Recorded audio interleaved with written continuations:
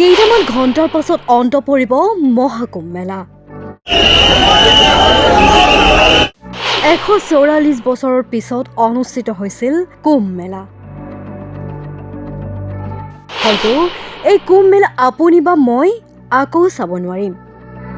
অন্ত পৰিল প্ৰয়াগৰাজৰ মহাকুম্ভ মেলা। ১৪৪ বছৰৰ পিছত অনুষ্ঠিত হৈছিল এই মহাকুম্ভ মেলা। মহাশিৱৰাত্ৰি অৰ্থাৎ আজিৰ দিনটোত অন্ত পৰিল প্ৰয়াগৰাজত অনুষ্ঠিত হোৱা মহাকুম্ভ মেলা। আৰু আজিৰ অন্তিমটো দিনত প্ৰয়াগৰাজৰ মেলাত কোটিৰো অধিক ভক্তৰ আগমন ঘটিছিল। প্ৰায় ১০ কিলোমিটাৰ পথ খোজকাঢ়ি যাবলগীয়া হৈছিল সাধাৰণ ভক্তই।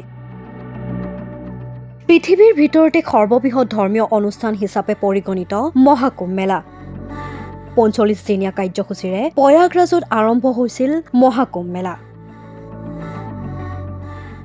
চলিত বৰ্ষৰ ১৩ ফেব্ৰুৱাৰীৰ পৰা অনুষ্ঠিত হৈছিল এই মহাকুম্ভ মেলা ২৬ ফেব্ৰুৱাৰীলৈকে অৰ্থাৎ আজিৰ দিনটোলৈ। মহাকুম্ভ মেলাৰ সময়ত গংগা, যমুনা আৰু সৰস্বতী নদীৰ পবিত্ৰ সংগমত ১ কোটিৰো অধিক ভক্তই স্নান কৰিছিল। বিভিন্ন ঠাইৰ বিভিন্ন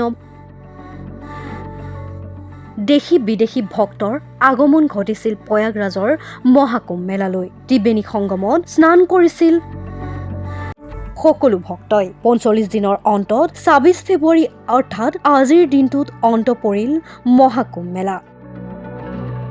মহাকুম্ভ মেলাত হৈছিল ৬টা ৰাজকীয় স্নান। প্ৰথম স্নান ১৩ ফেব্ৰুৱাৰীত অনুষ্ঠিত কৰা হৈছিল আৰু দ্বিতীয় স্নান ১৪ জানুৱাৰী অৰ্থাৎ মকৰ সংক্ৰান্তিৰ অৱসৰত অনুষ্ঠিত হৈছিল আৰু তৃতীয় ৰাজকীয় স্নান আছিল ২৯ জানুৱাৰী মৌনী অমাৱস্যাৰ সময়ত আৰু চতুৰ্থ স্নান ২ ফেব্ৰুৱাৰী বসন্ত পঞ্চমীৰ অৱসৰত।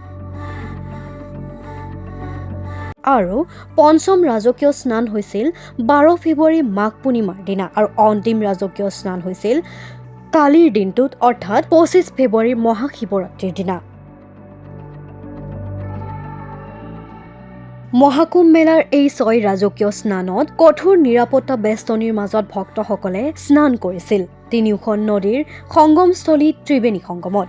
৪৫ দিনৰ অন্তত ২৬ ফেব্ৰুৱাৰীত অন্ত পৰিব আৰু অৱশেষত ৪৫ দিনৰ অন্তত ২৬ ফেব্ৰুৱাৰীত অন্ত পৰিল অৰ্থাৎ আজি অন্ত পৰিল মহাকুম্ভ মেলা।